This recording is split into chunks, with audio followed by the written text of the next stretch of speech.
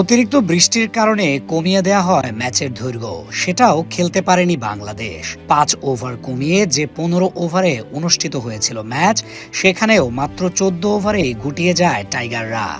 সিরিজে এগিয়ে থাকা দলের সামনে যখন সুযোগ ছিল বিশ্বকাপ ফাইনালিস্টদের হারিয়ে দেওয়ার, সেখানে এমন ব্যাটিং যেন প্রশ্নই তুলে ফেলে।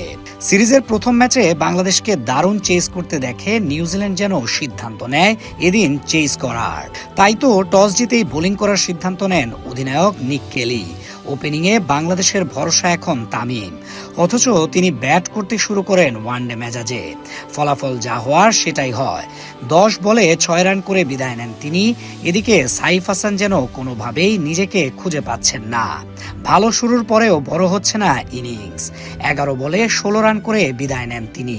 ক্যাপ্টেন লিটন ছিলেন ছন্দে, তবে দুর্ভাগ্য হয়ে আসে বৃষ্টি, যার ফলে আর বড় করতে পারেননি নিজের ইনিংস। বৃষ্টির আগেও যিনি উঠছিলেন, বৃষ্টির পর বিদায় নেন 16 বলে 26 রান করে। 72 ঘন্টা ময়েশ্চার লক সমৃদ্ধ লিলি বডি ওয়াশ, শিয়া বাটারের গুডনেস স্কিন রিপেয়ার করে রাখে সফট ও গ্লোয়িং।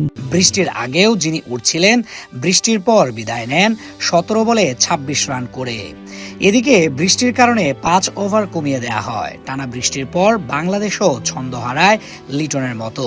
কেউই আর ইনিংস বড় করতে পারেননি। শুধু হৃদয়ের ব্যাটে আসে 24 বলে 33 রান। বাকি সবাই ছিল আসা যাওয়ার মিছিলে।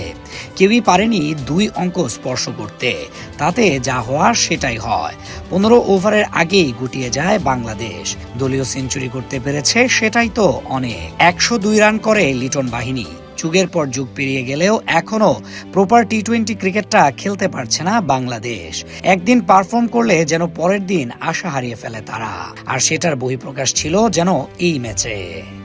লড়াইটা এক পেশেই মনে হচ্ছিল, তবে ইনিংসের দ্বিতীয় ওভারে সেটা বদলে দেন শরীফুল ইসলাম। জোড়া আঘাত হানেন তিনি। নিজের দ্বিতীয় ওভারে এসে আরও একটি উইকেট তুলে নেন এই বাঁহাতি ফাস্ট বোলার। শেখ মাহিদি হাসান আরেকটি উইকেট নিলে দ্রুতই জমে ওঠে লড়াই। তবে বেভন জেকবসের ব্যাটে ভর করে ঘুরে দাঁড়ায় নিউজিল্যান্ড। বাংলাদেশ লড়াই ফিরলেও সেটা আর দীর্ঘ হয়নি, কারণ সেখানেই সব শেষ করে দেন জ্যাকবস। তার এক দারুণ ইনিংসে ভর করে শেষ পর্যন্ত ম্যাচ জিতেও নেয় নিউজিল্যান্ড। আর দারুণ এক জয় তুলে নেওয়ার পর সিরিজ শেষ হয়েছে 1-1 সমতায়। 5 বছর পর আবারও কিউইদের হারানোর সুযোগ পেলেও সেটা কাজে লাগাতে পারল না বাংলাদেশ।